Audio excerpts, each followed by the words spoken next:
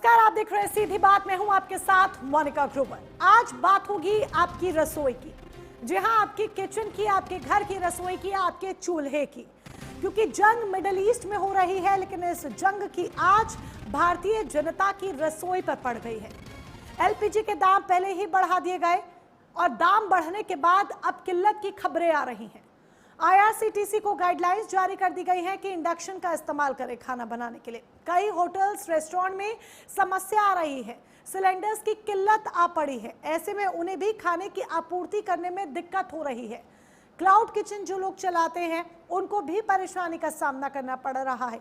यहाँ तक कि आम जनमानस भी जिसके घर में सिलेंडर है वो सिलेंडर बुक कर रहा है और कई कई दिन तक उसे सिलेंडर नहीं मिल पा रहा है।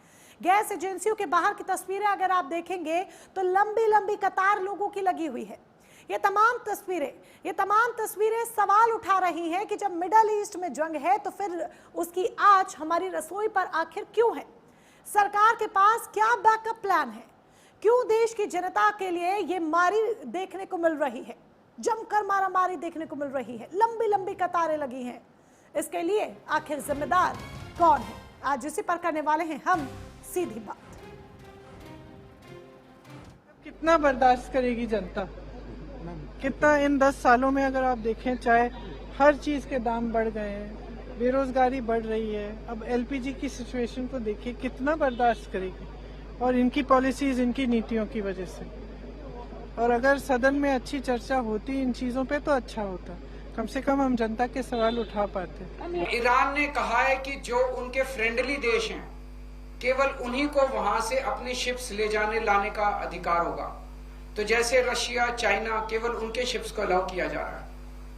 इंडिया ने सबसे बड़ी, प्रधानमंत्री मोदी जी ने सबसे बड़ी गलती जो की है वो ये है, किसी भी युद्ध के अंदर जब हमारा कोई स्टेक ही नहीं है, हमें किसी भी पक्ष का साथ नहीं देना चाहिए था, हमें न्यूट्रल रहना चाहिए था। नॉन अलाइंड पॉलिसी भारत की विदेश नीति पिछले 75 साल से चली आ रही थी, जिसको प्रधानमंत्री ने चंद दिनों के अंदर डिमोलिश कर दिया।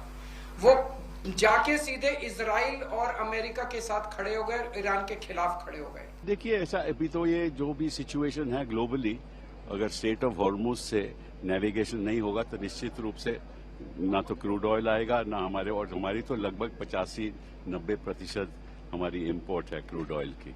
तो नेचुरली इस पे इन्फ्लेशन पे प्रभाव, महंगाई बहुत बढ़ेगी और हर चीज पे महंगाई बढ़ेगी। तो हिंदुस्तान मुश्किल स्थिति में है, क्योंकि हम ही ऐसे देश हैं जो लगभग ऑलमोस्ट 90% इंपोर्ट करते हैं क्रूड ऑयल, और तो कोई देश है नहीं। और चाइना को तो राहत मिल ही रही है, चाइना तो रशिया ही ऑयल दे देता है। तो अभी देखो, अगर उन्होंने हमें 30 दिन की मोहलत दी है डोनाल्ड ट्रंप ने, शायद 30 दिन की और दे दे। ये बहुत खतरनाक स्थिति है देश के सामने। समूचे देश में हाहाकार मचा है सिलेंडर गैस को लेकर, डीजल को लेकर, पेट्रोल को लेकर, और इसका असर हमारे देश की अर्थव्यवस्था पर पड़ रहा है। और सरकार पूरी तरह से असहाय है। सरकार के इकबाल खत्म है। विद द रिजल्ट इस तरह की घटनाएं, इस तरह की व्यवस्थाएं हो रही हैं। तो सिलेंडर के लिए मारामारी है, लंबी कतारें हैं, जिम्मेदार आखिर इसके पीछे कौन है? यही एक बड़ी वजह है कि तमाम सुलगते सवाल हैं जिनके इर्द गिर्द आज करने वाले हैं हम सीधी बात। सबसे पहले वो सवाल एक एक कर हम आपके समक्ष रख देते हैं। सबसे पहला सवाल, क्या भारत की रसोई पश्चिम एशिया की जंग पर निर्भर हो गई है? कि पश्चिम एशिया में जंग है और उसका सीधा असर हमारे किचन पर पड़ना शुरू हो गया, और जबकि जंग को अभी महीना भी नहीं हुआ। एलपीजी की कतारें असली संकट या अफवाहों से पैदा हुआ? क्या कृत्रिम डर है? ये दूसरा सवाल कि वाकई में सब सच है या डर अफवाह का बाजार गर्म है? तीसरा, क्या गैस एजेंसी और डीलर्स की जमाखोरी से बाजार बिगड़ गया है? कि जमाखोरी, ब्लैक मार्केटिंग, ये सब इस वक्त हो रहा है? चौथा, उज्ज्वला योजना के बाद भी गरीब के घर के गैस आखिर क्यों नहीं पहुंच पा रही है? जब सालों से उज्ज्वला योजना के हम इतनी वाहवाही सुन रहे हैं, तो आज कहां है वो उज्ज्वला योजना? पांचवा, क्या सरकार की ऊर्जा नीति आयात पर ज्यादा निर्भर है? कि सब कुछ हम आयात कर रहे हैं, हमारी पूरी ऊर्जा नीति अब एनर्जेटिक सोर्सेज हमारे सब आयात पर निर्भर करते हैं। तो ये वो तमाम सुलगते सवाल हैं जिनके इर्द गिर्द आज करने वाले हैं हम सीधी बात। एक एक कर अपने मेहमानों का परिचय आपसे करा देते हैं। अमित तिवारी भारतीय जनता पार्टी की तरफ से हमारे साथ इस चर्चा में है। डॉक्टर पूजा मिश्रा समाजवादी पार्टी की तरफ से हैं। विजय कौशिक जी कांग्रेस के प्रवक्ता हमारे साथ हैं। अनिल जैन जी अर्थशास्त्री के तौर पर हमारे साथ इस चर्चा का हिस्सा बने हुए हैं। अमित तिवारी से शुरुआत करते हुए, और शुरुआत से पहले मैं अमित तिवारी जी को ये विजुअल्स भी दिखा दूं और देश की जनता भी देख रही है जो भी ये कार्यक्रम इस वक्त देख रही है कि किस तरीके से एजेंसीज के बाहर इस तरीके से सीन पूरा देखने को मिल रहा है कि सिलेंडरों को एकत्रित किया जा रहा है, लंबी लंबी कतारें हैं। बहरहाल अमित तिवारी जी से शुरुआत करते हुए, अमित तिवारी जी, क्या मिडिल ईस्ट में जंग हो रही है लेकिन हमारी जो रसोई है, हमारे घर की जो किचन है, वो पूरी तरीके से मिडिल ईस्ट पर निर्भर करती है कि अभी जंग को 1 महीना भी नहीं हुआ, परेशानियां, किल्लत, दिक्कतें, ये सब देश की जनता को फेस करनी अभी से स्टार्ट हो गई हैं?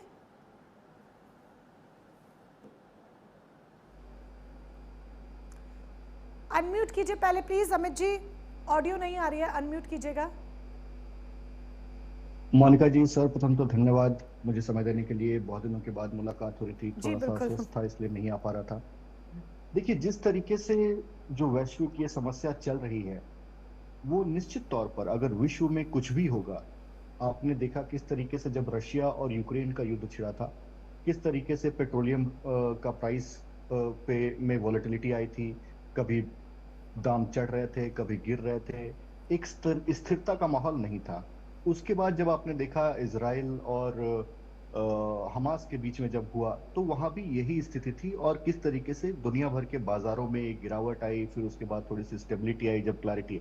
तो जब तक एक क्लैरिटी नहीं रहता है ग्लोबल वैश्विक बाजारों में, तब तक दाम चढ़ते हैं, गिरते हैं। और जहां तक बात रही अभी इजराइल, अमेरिका और ईरान की जो युद्ध चल रहा है उसको लेकर, तो निश्चित ही बात से जो स्ट्रेट ऑफ हॉर्मुज है, जहां से कि लगभग हमारा जो एलपीजी का जो इंपोर्ट है वो 54% डिपेंड करता है।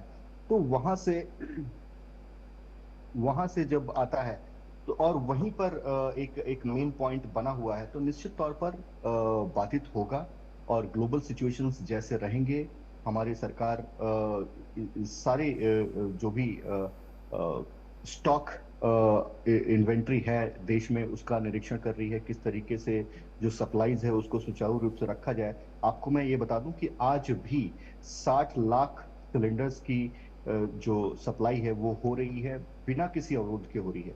लेकिन जो लोग इस मौके का फायदा उठाते हैं अफवाह फैलाने में, जो लोग इस मौके का फायदा उठाते हैं कालाबाजारी करने में, जो लोग इस मौके का फायदा उठाते हैं उसको होर्डिंग करके रखने में, तो इन सब चीजों के लिए सरकार ने इमरजेंसी कमोडिटी एक्ट भी लागू किया है, ताकि इन सभी चीजों पर नकेल कसी जाए और जो भी इस तरीके की घटना में लिप्त पाया जाता है उसको कड़ी से कड़ी सजा दी जाए। दो महत्वपूर्ण बातें अमित जी, नहीं इन्हीं बातों से जुड़ी दो बड़ी बातें। पहले ये बात क्लियर कर दीजिए, क्या ये जो तस्वीरें सामने आ रही हैं या फिर ये जो रिपोर्ट्स हैं, ये जो चर्चाएं हो रही हैं, ये सब अफवाह है या वाकई में सच है कि गैस की किल्लत हो रही है? दाम पहले बढ़े वो सबके सामने है, ठीक है, लेकिन अभी जो एलपीजी की किल्लत हो रही है इसको सरकार क्या मान रही है, सच या अफवाह? मोनिका जी, ये पूरी तरीके से अफवाह है। सरकार ने क्लियर कर दिया है, और आज ही नहीं अन्य मौकों, कल भी पुरी साहब जी ने प्रेस कॉन्फ्रेंस किया और सारी चीजों को क्लियर किया। तो फिर क्या ये तस्वीरें झूठ है? अगर ये अफवाह है तो फिर क्या ये तस्वीरें झूठ है कि हम एजेंसीज के बाहर लंबी लंबी कतारों में लोग देख रहे हैं? नोएडा से तस्वीर सामने आई है, बांदा से तस्वीर सामने आई है, अलग अलग जिलों से तस्वीरें सामने आ रही हैं।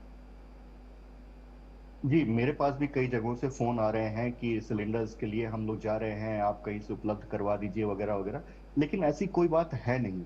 देखिए, हुआ क्या है कि सरकार ने जो 21 दिन की पहले बुकिंग का जो लिमिट था उसको 21 दिन से बढ़ाकर 25 दिन किया है, 4 दिन को 4 दिन बढ़ाया है।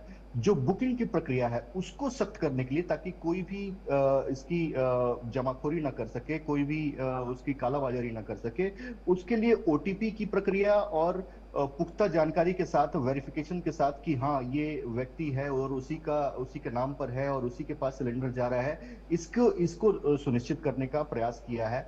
तो इन सारे प्रयासों के मध्य अब यहाँ पे अगर कोई अफवाह फैल जाती है तो हमने कई बार ऐसा देखा है कि बैंकों के सामने भी लाइन लग जाती है कि नेटवर्क डाउन होने वाला है, जल्दी से पैसे निकालो।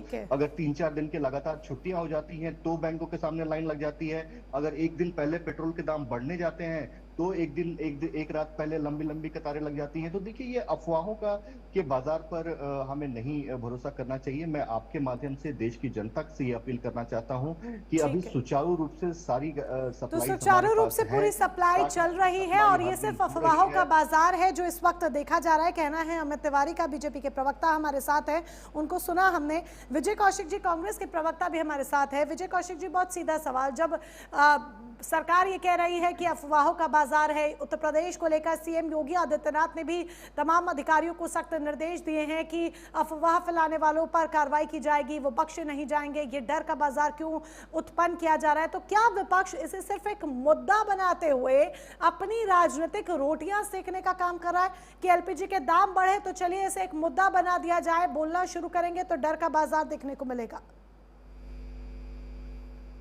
देखिए, सबसे पहली बात यह है कि जब इंटरनेशनल लेवल पर क्रूड ऑयल के दाम $140 प्रति बैरल पहुंच गए थे, तब कांग्रेस राज में 70 रुपए लीटर पेट्रोल बेचा जा रहा था।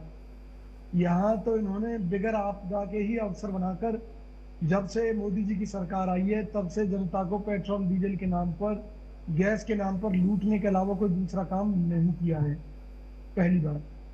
दूसरी बात यह है कि विपक्ष का फर्ज क्या है? विपक्ष का फर्ज है कि अगर जनता कहीं परेशानी महसूस कर रही है या अगर मीडिया में खबरें आ रही हैं कि जनता गैस की किल्लत को लेकर परेशान है, या महाराष्ट्र के अंदर लोगों को अपने काम धंधे बंद करने पड़ रहे हैं, रेस्टोरेंट पर हो, क्योंकि उन्हें कमर्शियल गैस नहीं मिल रही, और अगर हमें इस तरह की जानकारियां मिलती हैं तो क्या विपक्ष में होने के नाते हमारा फर्ज नहीं है कि उनके बारे में सरकार को मजबूर करना कि सरकार जनता की सुने ताकि वो लोग बर्बाद ना हो, उनके काम धंधे बर्बाद ना हो? क्या हमारा फर्ज नहीं है? हमारा फर्ज है, और उसी फर्ज को निभाते हुए हम जनता से जुड़े हुए मुद्दे उठाते हैं। हम ये कहते हैं कि अगर किल्लत नहीं है और फिर भी लोग सड़कों पर लाइन लगाकर खड़े हैं तो क्यों खड़े हैं?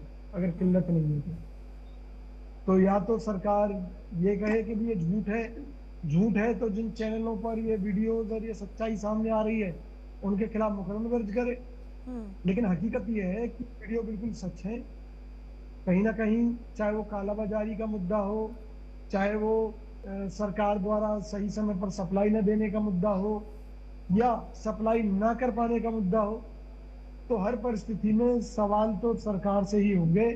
हम ये नहीं कह रहे कि भाई ईरान युद्ध के चलते संकट नहीं है, संकट है, दुनिया के अनेक देशों पर संकट है, लेकिन कुछ लोगों ने अपने देश को संकट से बाहर निकाल लिया है, जैसे चीन है, रूस है, और भारत के ऊपर अभी इसका असर पड़ना शुरू हो चुका है। कब तक जाएगा? लेकिन झूठ बोलने से कैसे काम चल पाएगा? हम सरकार से तो क्या सरकार के द्वारा, सरकार की जो नीतियां हैं और सरकार का जो रुख है, क्या विपक्ष को उस पर भरोसा नहीं कि सरकार के पास एक बैकअप प्लान है कि जनता को परेशानी नहीं होगी? नहीं तो मैं ये कहता हूं कि सरकार एक सर्वदलीय बैठक बुलाए, अपने आंकड़े पेश करे और विपक्ष भी उसमें जनता से जुड़े मुद्दे उठाने का मौका मिले। ठीक है, और उनको टैली कर लिया जाए। हम सरकार के साथ हैं भाई। सर मोदी जी कोई खुद तो अपनी गैस से सिलेंडर नहीं भरेंगे ना, गैस तो जहां से आती है वहीं से आएगी। लेकिन अगर अपनी परेशानियां साझा करेगी सरकार सर्वदलीय बैठक में तो हम सरकार का साथ देंगे। लेकिन अगर सरकार झूठ बोल रही है, ठीक है, सरकार फर्जी आंकड़े, यानी कि सरकार आपके अनुसार सरकार खुलकर आंकड़े नहीं रख रही है, सर्वदलीय बैठक बुलाने की जरूरत है ताकि विपक्ष के आगे खुलकर आंकड़े रख लिए जाए। अमित जी, हम आएंगे आपके पास। पूजा जी का भी पहले रुख जान लेते हैं ताकि आप दोनों को जवाब दे पाए, दोनों के क्रॉस क्वेश्चंस का आप आंसर कर पाएंगे। डॉक्टर पूजा मिश्रा जी भी हमारे साथ हैं समाजवादी पार्टी की तरफ से। पूजा मिश्रा जी, ये जो तमाम अफवाहें सुनने को मिल रही हैं, ये जो डर लोगों के मन में है कि आगे जाकर एलपीजी नहीं मिलेगी, या तो स्टॉक रख लो या फिर एक काम करो कि रुक रुक के सही तरीके से इस्तेमाल करो, ज़्यादा वेस्ट मत करो, फालतू मत यूज़ करो, तो ये जो तमाम बातें हो रही हैं डर से जुड़ी हुई, अफवाह से जुड़ी हुई, किसकी नाकामी आप समझती हैं? स्थानीय प्रशासन की या फिर सरकार की? आपको नमस्कार। ये न्यूज़ सुनिएगा। वीडियो नहीं दिख पा रही है, प्लीज आप फोन या तो स्ट्रेट कीजिए। गैस किल्लत के कारण राम रसोई अस्थायी रूप से बंद, हनुमानगढ़ी के लड्डू प्रसाद एलपीजी गैस की किल्लत सबसे बड़ी। देखिए आप बता दीजिए, क्योंकि टूटा फूटा समझ आ रहा है ऑडियो की वजह से, तो आप क्लियरली बता दीजिए।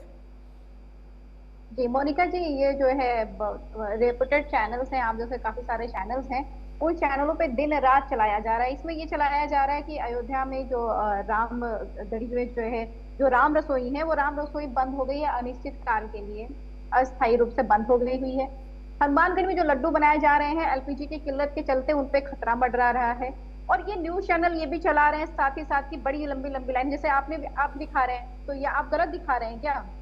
आपके ऊपर में एफआईआर दर्ज करें माननीय मुख्यमंत्री योगी आदित्यनाथ जी, आपके चैनल के ऊपर में एफआईआर दर्ज करें। और जो चैनल्स हमने दिखाया, जो दिन रात दिखा रहे हैं, उनके ऊपर में एफआईआर दर्ज होनी चाहिए। मैं बस आपको रोकते हुए अपने चैनल का एक रुख क्लियर कर दूं कि हम जो दिखा रहे हैं उसमें आगे एक एक्सक्लेमेटरी, एक क्वेश्चन मार्क है, जिस पर हम किसी भी बात को पुख्ता नहीं कर रहे हैं, क्योंकि यहाँ पर जो अफवाहें हैं उसको क्लियर करने के लिए सवाल किए जा रहे हैं, और इसलिए मेरा सवाल भी अफवाहों से जुड़ा था, तो हम लोग क्लियर कर रहे हैं पूरा। जी बिल्कुल जी मोनिका जी, मेरा सवाल ये नहीं कि सरकार जो है एफआईआर दर्ज करे, हमारा कहना है कि जो धरातल की सच्चाई है, अगर सामने से आग लगी हुई है तो आपके आंख बंद कर देने से आग तो बुझ नहीं जाएगी ना। आग लगी है तो आपको एडमिट करना पड़ेगा कि आग लगी है, और आपको जो है अपने साथियों से मिलकर के बात करनी पड़ेगी कि भैया आग लगी है, चलो पानी उठाते हैं, इस आग को बुझाते हैं, इसको क्या किया जाएगा, किस चीज की आग लगी है, ये तो करना पड़ेगा ना मोनिका जी। यहाँ पे सरकार क्या कर रही है? सरकार कर रही है कि नहीं सब कुछ बढ़िया है, सब चंगा है, लेकिन हम एस्मा लागू कर देंगे। एस्मा का अर्थ क्या निकल कर आता है? एस्मा का मतलब ही है कि जो एसेंशियल सप्लाई है वो लगातार जो है चालू रहे, और यहाँ पर कमर्शियल जो सिलेंडर्स है, एलपीजी गैस है, उसको आपने बंद कर दिया हुआ है, और आप कह रहे नहीं किसी चीज की शॉर्टेज नहीं है, तो फिर आपने एस्मा क्यों लागू किया? और फिर आपने जो है अनिश्चित काल तक के लिए ये कमर्शियल सिलेंडर क्यों बंद कर दिए? जो कैटल्स है, जिनके यहाँ पे शादियां हैं, उनको थोड़े पता था कि अब ईरान और जो इजराइल का और अमेरिका का युद्ध होने लग जाएगा और हमको शादियां करने के टाइम पे एलपीजी नहीं मिल पाएगी। और आप ही कह रहे हैं कि नहीं, ये ब्लैक बाजारी भी चल रही है। अगर ब्लैक बाजारी चल रही है तो भी आप रेस्पॉन्सिबल हैं, और अगर आप ये कह रहे, देखिए मोनिका जी, आपको भी पता, हमें भी पता, जनता को भी पता कि अगर युद्ध चल रहा है, इससे पहले भी जब 1973 में चला हुआ था युद्ध, तब भी यही 78 में सॉरी, तब भी यही जो है प्रॉब्लम देखने को मिली हुई थी, और आज भी देखने को मिल रही है। हमें पता है कि हमारा जो है 60% जो हम एलपीजी डिपेंडेंट है, वो हम इंपोर्ट करते हैं। हमारे यहाँ पे प्रोडक्शन से 40% होता है। हम ऑयल पर लगभग 80% जो है क्रूड ऑयल पर डिपेंडेंट है, हम इंपोर्ट करते हैं, और हमारा एक ही रूट है इंपोर्ट करने का मोनिका जी, वो हरमुज रूट है, और वो डिस्टर्ब चल रहा है। हमको पता है कि उस रूट से नहीं आ सकता है। तो सरकार को जब हम पहले दिन 9 तारीख को हम यही तो डिस्कशन चाह रहे थे कि डिस्कशन होना चाहिए कि जब ये समस्या निकल करके सामने आ रही तो इस समस्या पे डिस्कशन हो। अभी जो है सरकार कह रही है कि उनके पास में जो स्टॉक है वो 15 से 20 दिन का स्टॉक है, मैक्सिमम वो 40 दिन की कह रहे हैं। तो फिर आपकी क्या तैयारी है?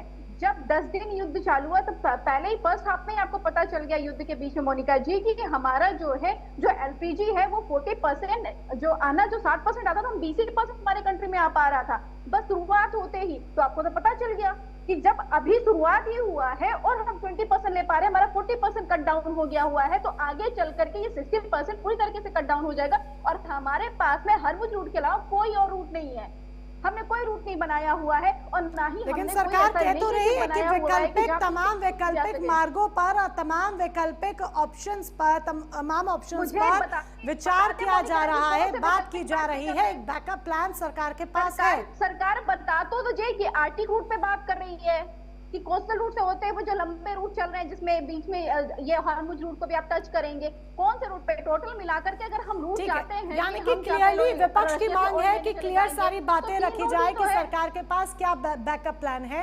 ये क्लियर तमाम बातें रखनी होंगी ताकि जो डर है या अफवाहें हैं या विपक्ष जो बातें कह रहा है, जो आरोप प्रत्यारोप है, तमाम बातों को विराम मिल सके, सरकार का पक्ष क्लियर हो। फैला रही है ना, क्योंकि सरकार संवाद नहीं बिठा रही है। ये अफवाह क्यों फैल रही है? अगर अफवाह कहती है सरकार, तो सरकार संवाद नहीं बिठा रही है ना। संवाद बिठा तो फैले ही ना। जनता बेवकूफ थोड़े ना, जनता आपके साथ में खड़ी है। आप बोलिए तो सही उनसे कि आप परेशान मत होइए, हमारी जिम्मेदारी है। हम इस तहत कार्य कर रहे हैं और इतने संवाद होना चाहिए और संवाद को जगह मिलनी चाहिए, जो पूजा मिश्रा जी कह रही हैं, और इस पर अमित तिवारी से आगे चलकर जवाब लेंगे और उसके बाद वाद विवाद का आप लोगों को पूरा मौका दिया जाएगा। बट पहले इकोनॉमिस्ट हमारे साथ हैं अनिल जैन जी।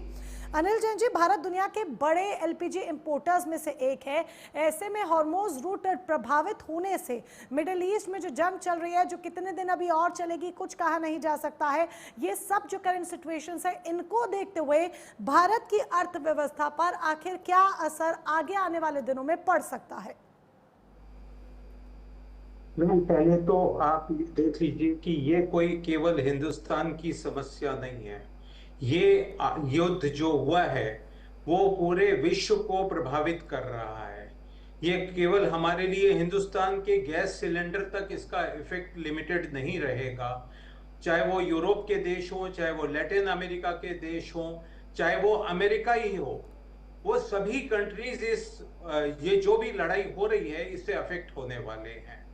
जहां तक हिंदुस्तान का सवाल है, हिंदुस्तान क्योंकि इंटरडिपेंडेंट है बहुत सारे अपने एनर्जी सोर्सिंग के लिए, तो डेफिनेटली इंडिया के ऊपर भी इम्पैक्ट आएगा, क्योंकि हमारा 80% अभी भी हम जो हमारी पेट्रोकेमिकल की जरूरत है वो बाहर से इंपोर्ट करते हैं, चाहे वो मिडिल ईस्ट से करे चाहे और कुछ कंट्रीज से करते हैं। तो ये जो सप्लाईज हैं ये डिस्टर्ब होने वाली हैं and we have to be prepared. ये पॉलिटिकल डिस्कशन शायद ये अफगाओं को और हवा देगा, इसको थोड़ा सा मैच्योर्डली लेना पड़ेगा और इस स्थिति को समझना पड़ेगा कि आगे आने वाले समय में क्या स्थिति होने वाली है, और उसमें मेरे को लगता है हम सभी को कोऑपरेट करना पड़ेगा गवर्नमेंट के साथ में, एक अंडरस्टैंडिंग बनाने में। इसमें केवल हवा देना कि इसमें शॉर्टेज होने वाली है और सब बहुत बड़ी तकलीफ हो जाएगी, ऐसा कुछ नहीं है। कहीं ना कहीं कोई साधन विकल्प बहुत सारे हैं हमारे गैस के, और वो सब विकल्प अब उभर के आएंगे। सोलर विकल्प है, इलेक्ट्रिसिटी विकल्प है, तो केवल हम गैस के ऊपर डिपेंडेंट नहीं है। हाँ, एक बहुत बड़ा पोर्शन अब हमारी गैस की आदत पड़ गई है, पर जब किसी चीज की कमी होती है तो हमेशा एक विकल्प उभर के आता है। सर, विकल्प उभर कर आते हैं, लेकिन इस विकल्पों के साथ एक समस्या ये भी तो है ना सर। देखिए, जो गांव के एरिया हैं, मान लीजिए जो गांव के एरिया हैं, अब वहां बिजली ही 24 घंटे नहीं आती है। कई एरिया ऐसे हैं जहां भी 24 घंटे बिजली नहीं आती है। वो अगर इंडक्शन पे कैसे खाना बनाएंगे? फिर इंडक्शन कोई 100 रुपये का तो आता नहीं है सर मार्केट में। गांव के लोग ये 5-10 हज़ार रुपये का इंडक्शन कैसे अफोर्ड करेंगे कि भाई गैस नहीं है हमारे पास तो चले इंडक्शन पर खाना बनाएं? या फिर हम बैक टू अपने पुराने ज़माने में आ जाएं कि अपने घरों में चूल्हे मिट्टी के आप बना दें कि चूल्हों पर खाना बनाएं। समस्या तो है ना सर, एक बैकअप चीज, बैकअप प्लान, और लोगों के लिए कोई ना कोई पॉइंटर तो होना चाहिए ना। समस्या खड़ी होने वाली है। ये तो आप केवल किचन की बात कर रहे हैं, हमारी इंडस्ट्री भी अफेक्ट होने वाली है, हमारा बैलेंस ऑफ पेमेंट भी अफेक्ट होने वाला है, हमारा जो फॉरेन एक्सचेंज के रिजर्व्स हैं वो भी अफेक्ट होने वाले हैं, एम्प्लॉयमेंट भी अफेक्ट होने वाला है, सब कुछ अफेक्ट होने वाला है। हमें केवल गियर अप करना पड़ेगा कि ये जो नया वैश्विक इकोनॉमिक ऑर्डर तैयार होने वाला है, ये पॉलिटिकल जियोपॉलिटिकल स्टेज भी अब एक नया स्टेज होगा, इकोनॉमिक स्टेज भी एक नया स्टेज होगा इस वॉर के बाद में। तो जब ये नया स्टेज होगा तो उसके हिसाब से अपने को ढालना पड़ेगा। डेफिनेटली हर आदमी को कोई न कोई प्राइस, इस देश में 140 करोड़ आदमियों को कोई न कोई प्राइस जरूर पे करनी पड़ेगी, अपने रूटीन को, अपनी लाइफस्टाइल को बदलना पड़ेगा। और जहां तक लगता है जो एटीट्यूड ये जो देश है इसमें इन्वॉल्व है कॉन्फ्लिक्ट में, इनका रिकंसिलिएशन का कोई एटीट्यूड जैसे नहीं दिख रहा है, तो लड़ाई लंबी चल सकती है, 2-4 महीने भी चल सकती है, 6 महीने भी चल सकती है। हमने देखा अमेरिका जब वियतनाम में उलझा तो 20 साल लगे, कोरिया में उलझा तो 5-6 साल 10 साल तक लड़ता रहा, अफगानिस्तान में जब रशिया आया तो रशिया 20 साल में भी उस लड़ाई को जीत नहीं सका। उसके बाद अमेरिका आया, अमेरिका भी 10-20 साल अफगानिस्तान में रहा, पर अल्टीमेटली उसको छोड़ के जाना पड़ा। ये जितनी भी लड़ाइयां होती है, यूक्रेन की लड़ाई हम देख रहे हैं पिछले 5 साल से, क्या नतीजा निकला?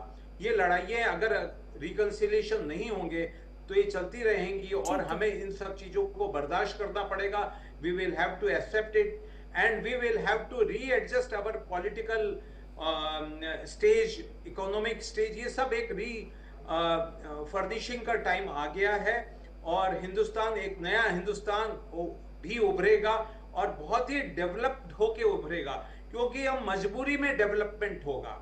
अब आप देखिएगा, ये भी एक हमारे लिए, ये वॉर एक अपॉर्चुनिटी बन के आई है, एक चैलेंज बन के आई है, और हिंदुस्तानी जो है इस चैलेंज को definitely they are competent to face this challenge. केवल गवर्नमेंट थोड़ी सी प्रोएक्टिव हो जाए, और मुझे लगता है कि कई फिस्कल चेंजेस लाए जाएं, जो रेडिकल फिस्कल चेंजेस हों, क्रांतिकारी फिस्कल चेंजेस हों, तो रिसोर्सेज की कोई कमी नहीं है। मैं एक ही रिक्वेस्ट करूंगा आज गवर्नमेंट से, अपने फिस्कल रिसोर्सेज को ओपन माइंड से आने दीजिए।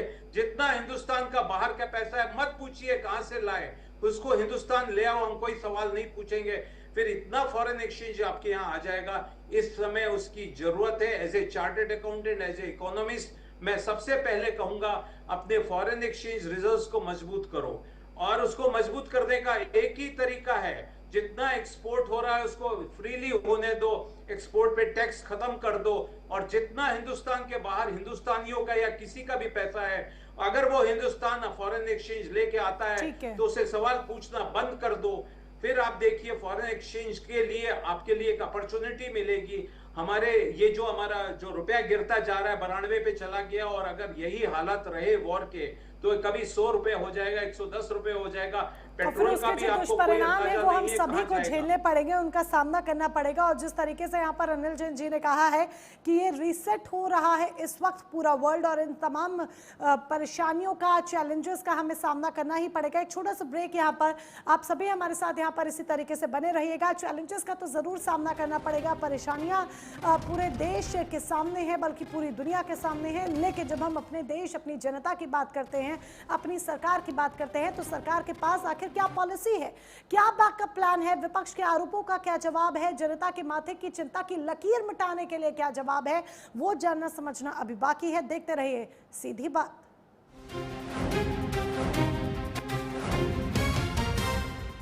तो सीधी बात में आज हम बात कर रहे हैं उन तमाम अफवाहों की जो सिलेंडर को लेकर, एलपीजी को लेकर देखने को मिल रही है। दाम पहले ही बढ़ गए हैं, जो जनता के लिए एक बड़ी मुसीबत है।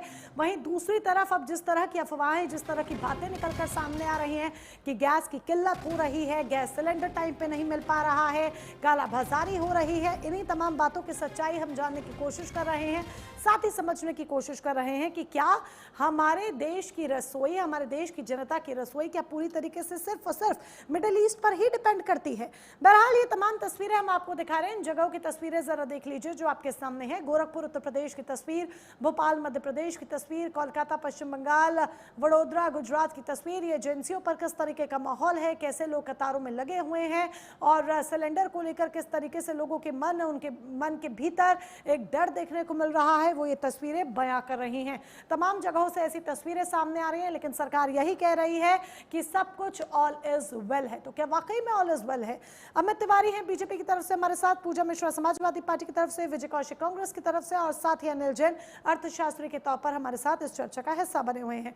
अमित तिवारी जी, तस्वीरें हमने दिखाई हमारे दर्शकों को, और पूजा मिश्रा जी को भी आपने सुना, विजय कौशिक जी को भी आपने सुना। आप उनको भी जवाब दे सकते हैं, क्योंकि जो आरोप लग रहे हैं कि सरकार संवाद नहीं कर रही है, एक सर्वदलीय बैठक बुलानी चाहिए, सरकार सामने तमाम पॉइंटर्स नहीं रख रही है, जनता के मन में भी चिंता है कि सरकार आखिर वो बैकअप प्लान क्यों नहीं बता रही है जो उनकी परेशानी को दूर करे, क्योंकि एलपीजी नीड का 60% हम, बल्कि 60% से भी ज्यादा हम आयात करते हैं। ऐसे में सरकार के पास क्या सिक्योरिटी बैकअप प्लान है? मोनिका जी, मैं एक एक करके सभी बातों का जवाब देता हूँ। देखिए मोनिका जी, आपने जैसा कहा कि गांव में बिजली नहीं रहती है, तो मैं आपको बता देता हूँ आज हर एक गांव इलेक्ट्रिफाइड हो चुका है। सर क्या बात कर रहे हैं सर, प्लीज ये वाली बात का आप जवाब देंगे ना, मैं आपको अपने घर का एग्जांपल दे सकती हूँ।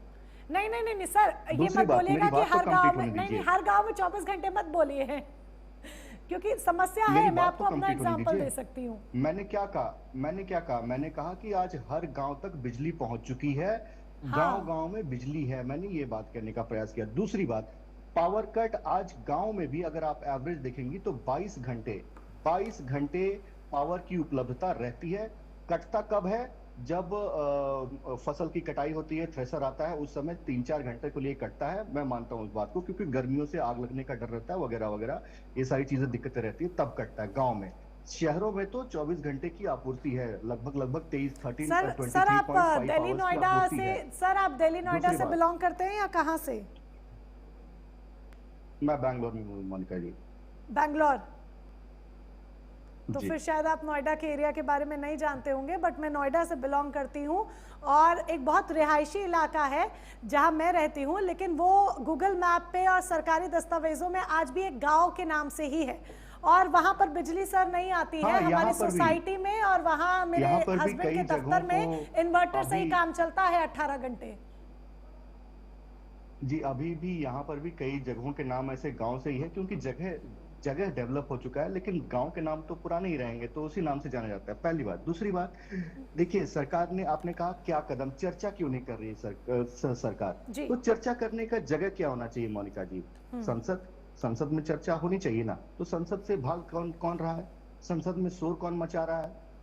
वो तस्वीरें भी देश की जनता देख रही है और ये समझ रही है कि जब सरकार वहां पर बैठी है चर्चा करने के लिए, वो मंच है हमारे लिए चर्चा। सड़क पे तो चर्चा नहीं हो सकती। चर्चा के लिए सुनिश्चित किया गया है सदन, और सदन में चर्चा करने के लिए विपक्ष मौजूद ही नहीं रहता है। तीसरी बात, सरकार, आपने पूछा सरकार ने कदम क्या उठाया, तो सरकार ने सभी रिफाइनरियों को ये कहा है कि आप एलपीजी का प्रोडक्शन बढ़ाइए। तो आज अगर आप देखेंगे एलपीजी का प्रोडक्शन 10% से लेकर 25% तक रिफाइनरियों का ये प्रोडक्शन एलपीजी का बढ़ चुका है। ठीक है, ये मैं आज के आपको आंकड़े दे रहा हूं। ठीक है। चौथी बात, जिस तरीके से चर्चा में निकल कर आया कि फॉरेन रिजर्व होना चाहिए ऑल्टरनेटिव करके, तो आज की तारीख में 728 बिलियन डॉलर का फॉरेन रिजर्व हमारे पास है। तो जिस तरीके से फॉरेन रिजर्व पर काम हुआ है, गोल्ड रिजर्व पर काम हुआ है, पर्याप्त, देश के पास पर्याप्त भंडार मौजूद है। तीसरी बात, अभी कांग्रेस के प्रवक्ता कह रहे थे कि सरकार पेट्रोलियम के दाम बढ़ाई, तो 2021 के बाद कोई भी पेट्रोलियम के प्रोडक्ट्स के दाम नहीं बढ़े हैं। उज्ज्वला योजना के अंतर्गत आने वाले रसोई गैस के जो सिलेंडर्स हैं उनका दाम नहीं बढ़ा है, वो आज भी उसी प्राइस में उपलब्ध है। और कांग्रेस पार्टी के पास तो ये कहने का कोई औचित्य ही नहीं बचता है, क्योंकि जो पार्टी ने पेट्रोलियम बॉन्ड्स इशू करके रख दिए हों और ये कह दिया हो कि this will be payable in the future time, हम मार्च में 2026 मार्च में इसका फाइनल पे आउट करेंगे मोनिका जी, और खत्म करेंगे उस बॉन्ड को जो कर्ज कांग्रेस पार्टी ने लेकर रखा था और भविष्य में आने वाली सरकारों के ऊपर थोप के रखा था, जो कि हम मार्च में कंप्लीट करने जा रहे हैं। पांचवी बात मैं ये कहना जा रहा हूं कि ये प्रधानमंत्री मोदी जी की ही दूरदर्शिता थी कि आपने देखा होगा 2014 से पहले सोलर का जो प्रोडक्शन था, सोलर एनर्जी का जो प्रोडक्शन था, वो महज 2.63 गीगावाट था। ये प्रधानमंत्री मोदी जी के ही लीडरशिप में हुआ है, जो आज सोलर का प्रोडक्शन 143.6 गीगावाट हुआ है, जो कि 5300% की बढ़ोतरी है। ऑल्टरनेटिव एनर्जी सोर्सेस की मैं बात कर रहा हूं। उसके बाद पेट्रोलियम में 20% का इथेनॉल ब्लेंडिंग हो सकता है, इसके ऊपर भी इसी सरकार ने सोचा और इसी सरकार ने उस पर काम करते हुए अभी इसी साल से हम अप्रैल से उस पर लागू भी हो जाएंगे। जो इंजन्स को मॉडिफाई करना चालू हुआ, हमने ऑटो इंडस्ट्रीज के बाद की इंजन जो E20 जो आप देखते हैं, आज अगर आप गाड़ी खरीदने जाएंगे तो हर गाड़ी के ऊपर E20 लिखा रहता है, वो इसी चीज का मापदंड है कि इस गाड़ी का जो इंजन है वो इथेनॉल ब्लेंडिंग जो फ्यूल है उसको कंज्यूम करने के लिए सक्षम है। तो इन सारी चीजों पर काम हुआ है। क्या ये सारी चीजों पर काम प्रधानमंत्री मोदी जी के बाद ही होना था? नहीं, ये सोच देश के पास पहले भी था, लेकिन पहले के सरकारों की निठल्लापन कह लीजिए, नकारापन कह लीजिए, देश के साधनों का दोहन करने का जो आदत उनको लगी हुई थी उसका कह लीजिए, कि किसी ने इस पर काम नहीं किया। वरना आज जिस स्थिति में हम हैं, अगर इस पर काम 12 साल पहले से शुरू हुआ होता या 20 साल पहले से शुरू हुआ होता, तो आज हम बहुत ही समृद्ध स्थिति में होते। पहली बात। लेकिन मैं उस पर नहीं जा रहा हूं कि पिछली सरकारों ने क्या किया क्या नहीं किया, मैं आज की स्थिति बता रहा हूं। तो आज की स्थिति में जो सरकार ने पॉलिसीगत निर्णय लिए हैं कि रिफाइनरी से बात की है, प्रोडक्शन को बढ़ाने का काम किया है, जो इमरजेंसी कम्युनिटी एक्ट लगाने का काम किया है, इससे क्या होता है? आपकी कालाबाजारी रुकेगी।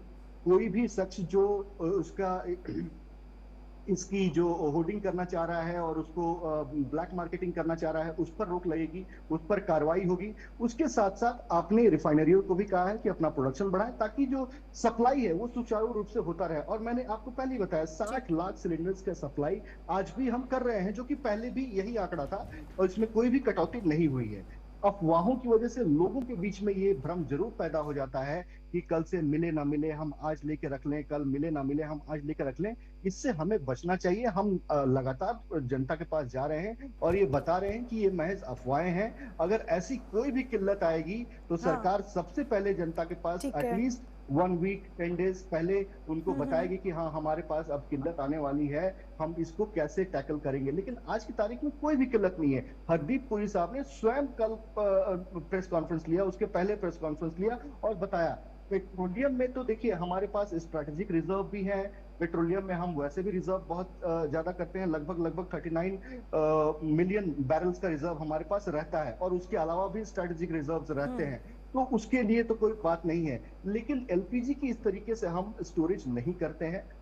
तो एलपीजी क्योंकि हमारे इंटरनल जो रिफाइनरीज हैं वो भी प्रोडक्शन करते रहते हैं और एक लिमिटेड ही स्टोरेज उसके लिए रहता है, तो इस पेट्रोल के मुकाबले में एलपीजी का जो स्टोरेज है वो हमारे पास उतना नहीं रहता है। तो इस वजह से बीच में ऐसी अफवाहें हो सकती हैं कि लोगों के बीच में जाए और उसको वो विश्वास भी कर लें। इसलिए मैं बार बार आपके माध्यम से देश की जनता को ये आश्वस्त करने जा रहा हूं कि कोई भी किल्लत नहीं होने वाली है, सारी सप्लाई सुनिश्चित है। हाँ, जो बुकिंग की जो टाइमिंग है उसको 21 से बढ़ाकर 25 किया गया है ताकि कोई भी डिलेज ना हो और किसी को भी कहीं से भी ब्लैक में कुछ भी खरीदने की जरूरत नहीं है। अगर कोई ब्लैक में बेच रहा है या कोई ऐसी बात कह रहा है कि वो एश्योर करेगा आप 1000 के बदले 4000 दो, आप 800 के बदले 8000 दो, हम आपको सिलेंडर दिलाएंगे, तो इसको रिपोर्ट करें और उस पर कार्रवाई होगी। और सरकार ये जनता को भी सजग होना होगा। अगर वो रिपोर्ट करेंगे तो इससे कालाबाजारी रुक सकती है, कालाबाजारी नहीं होगी, स्टॉक में लोग नहीं रखेंगे। इसके लिए जनता को भी सजग होना होगा। विजय जी के पास आ जाते हैं। विजय जी देखिए, पूरे सिलसिलेवार तरीके से अमित तिवारी जी ने सारे आंकड़े भी रख दिए हैं। क्या अब भी आप कहेंगे कि सरकार के पास कोई प्लान नहीं है, सरकार के पास कोई नीति नहीं है, सरकार कुछ भी बता नहीं रही है? क्योंकि ये आंकड़े सुनने के बाद ये एक रियलिटी फिगर भी सामने आ रहा है कि जो एलपीजी डिस्ट्रीब्यूशन इंफ्रास्ट्रक्चर है उसका एक बड़ा हिस्सा इन बीते 10 सालों में ही बढ़ा है। देखिए, जब से मोदी सरकार सत्ता में आई है तब से इन्होंने झूठ बोलने के अलावा कोई दूसरा काम नहीं किया। अच्छा। अच्छे दिन आएंगे लेकिन देश के बुरे दिन ला दिए इन्होंने। इसके अलावा पीएम केयर्स घोटाला है, 100 स्मार्ट सिटी बनाने की घोषणा की थी, वो एक घोटाला है। मुद्दे की बात नमामि गंगे परियोजना घोटाला है। विजय जी, आपके पास कोई प्लान है? अगर सरकार की नीति फेल है, सुनिए, अगर सरकार की नीति फेल है, सरकार के आंकड़े अगर झूठे हैं और आपकी सरकार, यूपीए की सरकार जो थी वही पूरी ईमानदार, कट्टर ईमानदार, सच्ची सरकार है, तो आपके पास कोई समाधान है आज की समस्या से निपटने का? बता दीजिए, उन्हें एडवाइस कर दीजिए, वो आगे तक बात पहुंचा देंगे। हाँ बिल्कुल। देश के ऊपर कोई भी समस्या आती है तो सबसे पहले ये होता है कि देश की जनता को विश्वास में लेना और जिस संसद में आप बैठते हैं वहां अपने सहयोगियों को विश्वास में लेना और उन सबके विश्वास के साथ जनता के बीच में जाना। सच्चाई को छुपाकर आप केवल स्थिति की जटिलताओं को बिगाड़ रहे हैं। क्योंकि अगर महाराष्ट्र के कारोबारी अपने होटल धंधे बंद कर रहे हैं कमर्शियल गैस की किल्लत में, क्योंकि अभी तक कमर्शियल गैस को लेकर आप कोई बयान नहीं दे रहे हैं, आप केवल घरेलू गैस की बात कर रहे हैं। क्या श्रीराम रसोई वाली खबर हमने चलाई है, कांग्रेस ने चलाई है क्या? तो जब मुद्दे आएंगे तो जाहिर सी बात है कि हम उन मुद्दों को उठाएंगे विपक्ष में होने के नाते। ये हमारा फर्ज भी है। लेकिन आपके आंकड़ों की जो बाजीगरी, चाहे वो बेरोजगारी को लेकर है, चाहे वो महंगाई को लेकर है, चाहे गरीबी भुखमरी को लेकर है, तो वो सब तमाम झूठ आपके चलने वाले नहीं है। इसलिए हम ये कह रहे हैं कि आप सर्वदलीय बैठक बुलाइए, बैठक में मुद्दों पर बात कीजिए, सुझाव लीजिए, ठीक है, और हम आपके साथ हैं। आप कुछ करना तो चाहिए। अगर इसको एक जो हम चर्चा हम यहाँ कर रहे हैं, अगर इसको एक छोटी सी सर्वदलीय ही मान लें, कांग्रेस के बैठे हैं, सपा के बैठे हैं, तो मैं आगे तक। दूसरी बात, जिस दिन से लड़ाई शुरू हुई मोनिका जी, मैं आपको बताना चाहता हूं कि अमेरिका में जो पेट्रोलियम के दाम है वो डबल हो गए। साउथ एशिया की तो मैं बात ही नहीं कर रहा हूँ। अमेरिका में डबल हो गए, यूके में दाम बढ़ गए हैं, यूरोप में दाम बढ़ गए हैं, लेकिन भारत में आज भी अनचेंज्ड है। तो ये एक बहुत बड़ा श्रेय सरकार को जाता है। आप न देना चाहें न दे, कम से कम अफवाहें न फैलाएं। मेरा तो विपक्ष से सिर्फ यही अनुरोध है कि आप कोई भी कंट्रीब्यूशन देश के विकास में नहीं करना चाहते हैं, 2047 का जो लक्ष्य प्रधानमंत्री मोदी जी ने रखा है, उस पर कोई भी आप अपना हस्तक्षेप नहीं करना चाहते, उसमें कोई भी आप एक नींव का पत्थर आप नहीं रखना चाहते, मत रखिए, लेकिन कम से कम अफवाह मत फैलाइए, जनता के बीच में भ्रम मत फैलाइए, झूठ मत बोलिए। विजय जी से थोड़ा सा कनेक्शन एरर आ रहा है, पूजा जी से भी वो कुछ कहना चाहती है, पूजा जी से भी उनका टेक ले लेते हैं, देन अमित तिवारी जी आप क्लियर कर सकते हैं। पूजा जी, आंकड़े पूरे रखे गए हैं, उज्ज्वला योजना की भी बात की गई है कि गांव में किसी तरह की कोई दिक्कत नहीं है, तो क्या अब भी आप ये कहेंगी या विपक्ष के तमाम नेता जो सुन रहे हैं हम वो ये कहेंगे कि उज्ज्वला योजना भी एक हवाई योजना है, जनता तक इसका लाभ नहीं पहुंच पा रहा है? देखिए, पहली बात तो उज्ज्वला योजना का फेलियर सरकार खुद बताती है किससे कितना रिफिल कराया हुआ है। मैं केमिस्ट्री से पीएचडी हूँ, बाय डिफेक्ट कह लीजिए, चाहे ऐसा कर लीजिए, मेरा जो वर्क रहा है रिसर्च का वो fabrication investigation of nano structure dye sensitize solar cell ही रहा है। और अभी भी मैं काम कर रही हूँ सोलर सेल पे, पेरोवस्काइट सोलर सेल पे। और अभी जो भाजपा के प्रवक्ता ने कहा मुझे बायोफ्यूल, तो केमिस्ट्री से है, तो हमने जो है नेशनल कांग्रेस से साइंस चिल्ड्रंस होते हैं, वो बच्चे आते हैं, उसमें पार्टिसिपेट करते हैं, बायोफ्यूल पे कितना काम चल रहा है वो चल रहा होता है। तो अभी भाजपा के प्रवक्ता ने जो लंबी चौड़ी एनर्जी की बात की हुई है, इनसे पूछेगा 2000 में, सन 2000 में 1992 से लेकर के 2009 तक जो है पूर्व की सरकार ने सोलर सेल को लाने का प्रयास किया। 2002 तक जो सोलर सेल के पैनल्स होते हैं ना, जो सिलिकॉन वेफर्स होते हैं, वो बहुत कॉस्टली होते हैं, उसी कॉस्ट पे जो वर्क किया जाता है। जो ग्रेजुएट सेल सोलर सेल में मैं काम करती हूँ, जो कॉस्ट इफेक्टिव है, वो इसीलिए काम किया गया हुआ था कि वो कॉस्ट को कट डाउन किया जाए। जब सरकार उस डायरेक्शन में काम करती रही, साइंटिस्ट को फंड प्रोवाइड करती रही, सीएसटी डीएसटी के जो है प्रोजेक्ट चलते रहे, आज भी हमारे लैब में सीएसटी के प्रोजेक्ट चलते रहे, तब जा करके जब कॉस्ट कट डाउन हुआ, तब 2009 में जो है सोलर योजना लाई गई। 2010 से लगाना चालू किया गया। 2010 से जब चालू ही हुआ कॉस्ट कट करके, मोनिका जी, तो आप क्या चाह रहे थे? 2014 तक 2.5 क्या कम तरक्की की हुई है? आपको मिला, आपको मिलने के बाद में तब आप कर रहे हैं सोलर सेल पे काम की, हाँ आपको मिल गया हुआ है। और अभी भी जो है आप रिसर्च में इन्वेस्ट नहीं कर रहे जितना की पूर्व की सरकार किया करती थी। उसके बाद में आ जाते हैं इथानॉल एंड पेट्रोल।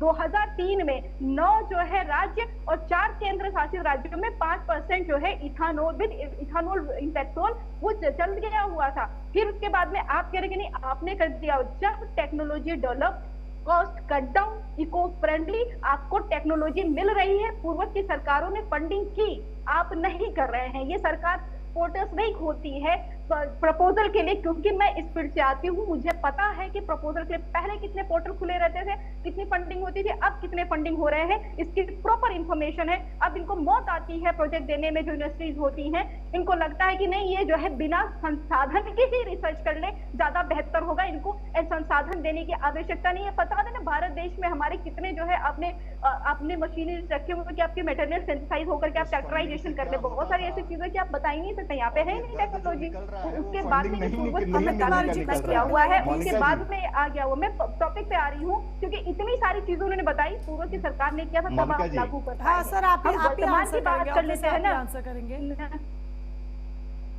तो 2047 की बात कर रहे हैं। हमने क्या कहा कि आप सब बात बैठा करें कि इसको मान लिया जाए, छोटा सा भाई क्यों मान लिया जाए, क्यों सदन चल रहा है, सदन चल रहा है आपके और हमारे कहने से। अगर मान ली जा रही होती सरकारें तो फिर तो हम आप बैठ करके पूरे दिन कर लेते ना, इसको मान लिया जाता। नहीं मान लिया जाएगा जब तक कि जो है गृह मंत्री, जब तक कि प्रधानमंत्री इनके वक्तव्य नहीं। अमेरिका से कैसे कंपेयर कर रहे हैं? अमेरिका डायरेक्टली वॉर में इन्वॉल्व है, हम डायरेक्टली वॉर में इन्वॉल्व नहीं है। हमारे यहाँ से ट्रुप नहीं जा रहा है फाइट करने के लिए, अमेरिका जो है कर रहा है ना, तो हम अमेरिका से कंपैरिजन करने जाएंगे कि हम ईरान से कंपैरिजन करने जाएंगे, फिर इजराइल से करने के लिए जाएंगे? ये तो ट्रायंगल चल रहा है ना युद्ध।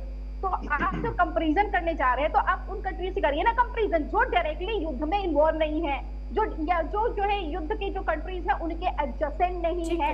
आप भारत देश की बात करिए। और भारत देश में आपसे प्रश्न किया जा रहा है कि जब ये किल्लतों की तस्वीरें बाहर निकल करके आ रही हैं, लोग परेशान हैं, आपने एस्मा लागू कर रखा तो आप संवाद क्यों नहीं बिठाना चाहते हैं? ठीक है, आप अभी जो है ले दे करके कि ये किया, ये किया, ये चलती चली आ रही है। उस रिसर्च चलेंगी ही चलेंगी, आपको लागू करना ही पड़ेगा समय के साथ में। जैसे अमित जी आपको फटाफट से इसका आंसर करेंगे। जो सवाल यहाँ पर पूजा जी ने उठाए हैं, अमित जी फटाफट से आंसर कीजिए, फिर मैं अनिल जी के पास जाऊंगी। फटाफट Amit ji.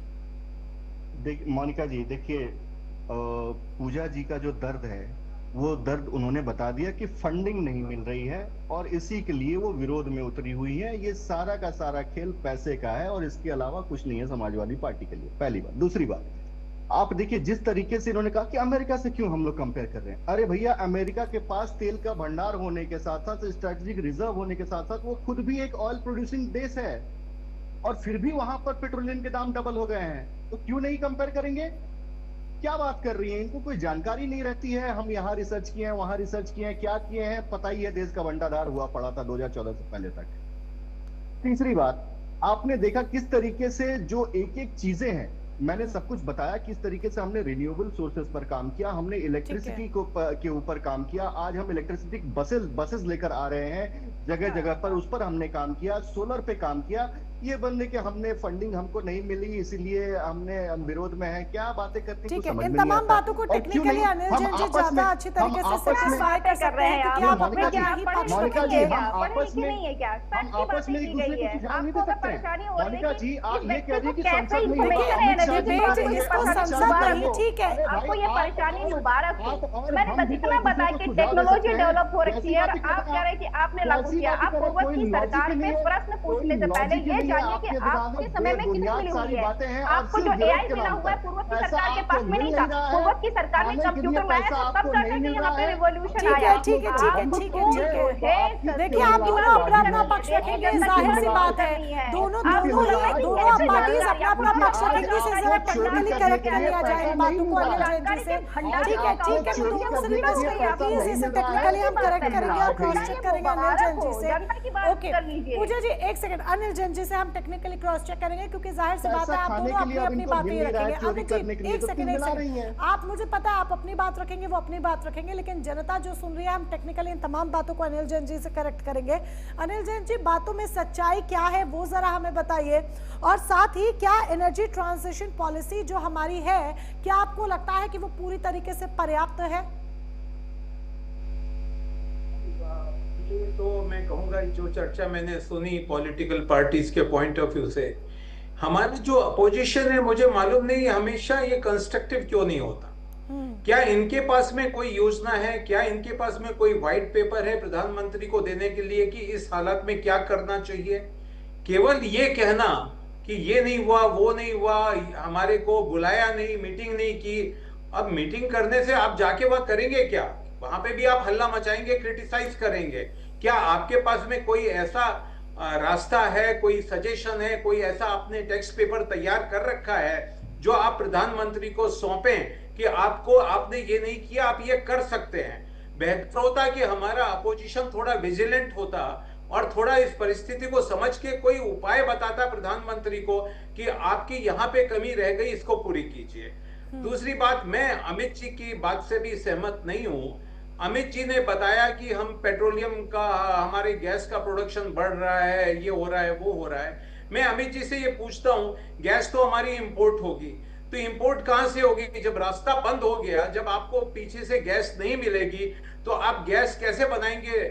Cooking LPG gas कैसे तैयार होगी? पहले तो पीछे से तो गैस आनी चाहिए ना। जब आपके वो हॉर्मुज की खाड़ी बंद हो गई जहां से आपका 80% माल आ रहा है, जो पीछे से माल नहीं आएगा तो क्या प्रोडक्शन करेंगे और कहां से आप 60 लाख सिलेंडर देंगे? अभी 2-4-10 दिन जब तक आपके पास में फैक्ट्री में पड़ा हुआ है गैस, वो तब तक तो आप दे देंगे, पर 10 दिन के बाद क्या होने वाला है उसका क्या प्लान आपके मन में है कि जब आपके पास पीछे से सप्लाई बंद हो गई, जहाज आने बंद हो गए हैं? इसी तरह से एक बात अमित जी और कहूंगा आपको, अगर आपको याद हो तो ये जो अभी पेट्रोल की प्राइस है ये कब तय हुई थी 100 रुपए से ऊपर? जब एक जमाने में हमारा क्रूड ऑयल $120 हुआ करता था, और आपको अच्छी तरह मालूम है कि क्रूड ऑयल एक बार $120 से घटते घटते $40 आ गया। पर गवर्नमेंट ऑफ इंडिया ने कभी पेट्रोल की प्राइस कम नहीं की।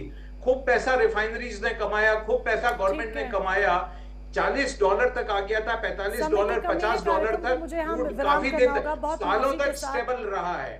पर जब क्रूड ऑयल $40 $50 में मिला था तो कभी भी हमारे को ये नहीं कि हमारा पेट्रोल का दाम 100 रुपए से घटा के 80 रुपए कर दिया गया या 70 रुपए कर दिया गया। नहीं, दाम जब बढ़ते हैं तो सीधे 2-2 रुपए बढ़ते हैं, घटते हैं तो सिर्फ 30 पैसा, 40 पैसा, 50 पैसा घटता है। दाम बढ़ाते थे, मुझे याद है, और आप दाम ले गए थे क्योंकि उधर आपने कहा था $120 का क्रूड हो गया। पर जब जैसे जैसे घटता गया आपके मार्जिन आपके पास में आ गए, इसलिए आपके पास में अभी कुशन है। सवाल अभी भी कई हैं, शंकाओं का बाजार अभी भी गर्म है। फिलहाल बहुत माफी के साथ मैं आप पर सर रोक रही हूँ, सभी मेहमानों के साथ बहुत माफी, क्योंकि कार्यक्रम को विराम देने का समय हो चला है, लेकिन आप सभी जुड़े, अपना अपना पक्ष रखा, उसके लिए धन्यवाद आपका। शंकाओं का बाजार अभी भी गर्म है, तमाम सवाल हैं, सिलेंडर को लेकर हाहाकार मचा हुआ है, जवाबदेही सरकार की बनती है, सरकार जवाब भी दे रही है, कह रही है कि हमारे पास पर्याप्त रिसोर्सेज है, बैकअप है, हमारे पास पॉलिसीज है, हमारे पास प्रोडक्शन है, सब कुछ है, लेकिन धरातल पर क्या है वो तस्वीरों के माध्यम से हमें दिख रहा है। ऐसे में जनता के माथे की जो चिंता की लकीर है वो मिटानी बहुत ज्यादा जरूरी है, ताकि इस वक्त जो ये होहापोह की स्थिति बनी हुई है उस स्थिति को खत्म किया जा सके। बहरहाल कार्यक्रम में बस इतना ही, नमस्कार।